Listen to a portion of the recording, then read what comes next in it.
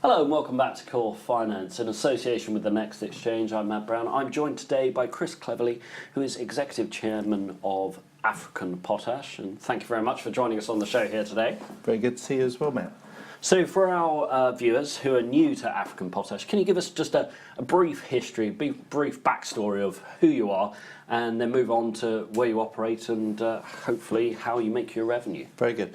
So giving you a potted history of potash, we've been around for a number of years now. Primarily we're an exploration company with a very good concession in the Republic of Congo. We moved on in the last 2 years to beginning a much more of a vertical way of looking at it. We were hunting for revenue. Potash figures were down from about $700 down to about $200 in terms of market price, and so we looked at a way of expanding our story. To that end, we signed up an agreement with COMESA in 2015, and the agreement was COMESA being the trade body, the trade bloc for 21 countries across the whole of Africa. And we signed up an agreement with them in the hope and the expectation that they would be able to assist us in bringing cheaper fertiliser to cost basis and bring revenue to the company across the region. And we signed a number of agreements to enable us to do that. Unfortunately, those agreements did not actually come to pass because of a number of unfortunate scenarios, one of which was that there was El Nino, which was the massive global climate change, which meant that a lot of fertiliser companies went out of business over that period of time. Another was the Zambian election and other things that meant that the Zambian government, which was one of our big potential clients via various people, wasn't able actually to actually pay for any fertiliser. They spent all their money elsewhere, and so that created a ruction, and you know, so that led us to have a lot of navel gazing over the last year or so, really to contemplate where it is that we went wrong, and how we can actually improve it going forward into the future. We came off the AIM exchange and onto NEX, and here on NEX, obviously that's why I'm talking to you. We actually realised that there was a very good home here for businesses that were growing, that were looking to use the blockchain. The blockchain seemed to us to be a great way of answering a lot of our issues. Our main issues being, you know, as a public company, what we can and cannot do in Africa, security, which was very, very important. The whole smart contract system allows us that security between different people, and also utilisation of what existed already in Africa and for the African farmer, which is who we were selling our fertiliser to, which already had a number of digital payment systems in place. So it really was exploration of those things and then using blockchain to actually replace those with tokenisation that allowed us to decentralise our issues, which were governmental. You know, one thing you'll notice, Matt, is that in the fertiliser trade after a short period of time is that your contracts tend to be between oligarchical Russians and autocratic Africans. And being between the two of those is not necessarily the best place to be when what you want to do is sell to smallholder farmers. So rather than being at that level, we're now at the level of dealing with the smallholder farmer directly, and we're building up the system to do that. So it sounds like a very transitional and transformational year for African Potash. So what does that mean with regards to your energies and focus? You obviously, you were a potash company. Are you more, or you're going to be more in the blockchain in-between space? How are you evolving as a company, and what does that ultimately mean for shareholders? Yeah, I think that's a very good question. I think that we maintain the same strategy, and all that's really happened with blockchain is it's allowed us to get to where we needed to go quicker. We had a problem which was looking for a solution. Unfortunately, technology caught up with our ambition and found a solution in blockchain for us.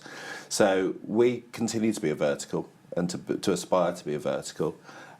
We see that tokenization, tokens, you know, people call them cryptocurrencies, but obviously I think that that's appropriate here. We'll be a tokenized business, tokens backed by assets.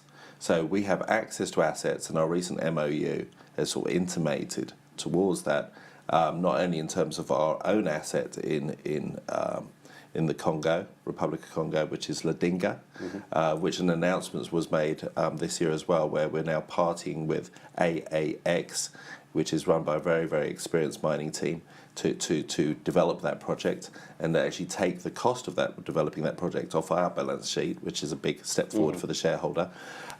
But what it's going to allow us to do is have an asset. There are other assets in Congo which are also appropriate to fertiliser, and I've spoken about this before, and it's always been a long-term part of our strategy, is that there's natural gas offshore, there's phosphate in country, there's world-class potash in country. All those three constituents, or N, P and K, are necessary to make fertiliser, and the only country in the world that has all three of them in abundance next to a world-class port like Pointe Noire is the Republic of Congo. We've now signed an agreement with the protocol with the Minister of Agriculture there to build out that scenario, let's say. Those will provide assets, they'll provide infrastructure to get those assets out, we hope. And in any event, they can then sit behind any tokenisation, giving that tokenisation some security and allowing those tokens then to be lent, which is our policy, to the farmers so that they can buy our fertiliser, getting us two bits of profit off the loaning, and also another bit of profit when we sell the fertiliser as well. To that end, we've gone into seeing where the vertical goes. The vertical obviously produces produce, and it produces grain, it'll produce coffee, it'll produce tea, it'll produce sugar. Those things will need to be sold on so that the farmer can actually pay back the loan that he has. So we've now had an agreement with GMEX, and it's been particularly its subsidiary Fincom Mico. Fincom Mico is the proprietor, let's say, or certainly a big shareholder in a very large commodity exchange in Malawi, the biggest one there, and has already done a test on 47,000 farmers using its warehouse receipt system. And so our relationship there allows us to then follow all the way from the mine through to the microloaning to the farmer, from the farmer to the produce, from the produce to the commodity exchange, and then hopefully selling out. So there's it's a long chain there, but it's one that's rewarded by blockchain, and blockchain allows us to be able to not only fix our supplies, whether we get them from our own mine sometime in the future or immediately get them from fertiliser suppliers. Sell the produce to the farmer. The farmer will have our token. Therefore, there's a secure system, so this money doesn't go anywhere else. You don't like you're lending him money, and it goes elsewhere. We've already spoken about e-vouchers in the past, and e-vouchers will, we believe, as a digitised payment system, be replaced by these digital currencies, which are tokens. Allows the government to no longer need to participate, allows private industry to participate in the loans. We know how successful microloans are in emerging markets. If they're done properly, then they only have default rates of about 10%. So in this kind of a system, we're hoping that tokenisation will allow the purchase of our fertiliser. They'll grow our great product, they'll take their great product, they'll take them to our partnership with Fincom Mico. Fincom Mico will purchase them with their warehouse receipt systems, another digital payment system to be replaced by tokenisation, and then onward it will be sold through futures contracts, all through the blockchain and through to the end of it. So we're at the beginning of that journey. We were at the beginning of that journey a couple of years ago.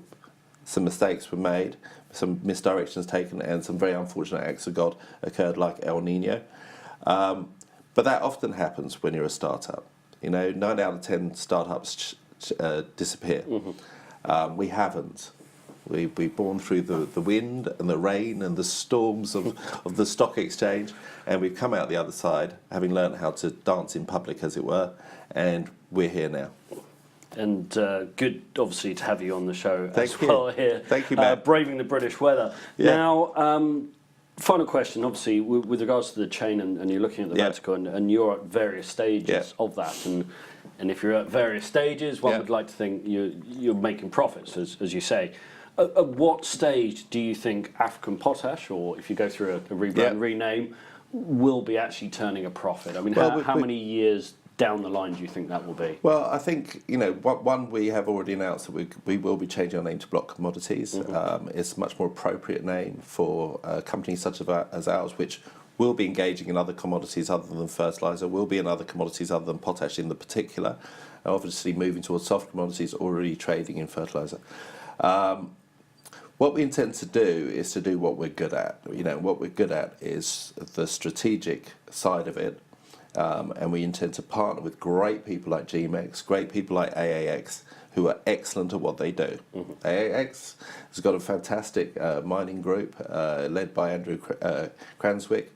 It's got good history both on the more senior exchanges to us, but also elsewhere globally. We've got great people coming in GMEX. GMEX actually built this exchange that we're talking about, NEX Exchange. The team there was fundamental in that development. So they know what they're doing. They've got a Malawi exchange that knows what it's doing. And we're going to be working with fertiliser companies which we believe will become great traders rather than trading ourselves. And we're going to work with farmers. Well, they know what they're doing because they've been living on the land and they've been living off it for a very long time. So by putting these parties together, ensuring there's a secure system with the blockchain, making sure that the people have the right investment at the right time to enable them to actually fulfil their ambitions, but also the ambitions of our shareholders. That's the way forward for us. It's very easy to get yourself pulled into an operational role that perhaps we weren't best suited to. And also one in which our risks are greater because then it's all reliant upon us to make it a success, and having a much broader base of opportunities with a broader base of likelihoods of success. Well, on that note, Chris Cleverly, Executive Chairman of African Potash, soon to be renamed Block Commodities Limited. Thank you very much for joining us here on Core Finance in association with NEX Exchange. Thank you very much, Matt.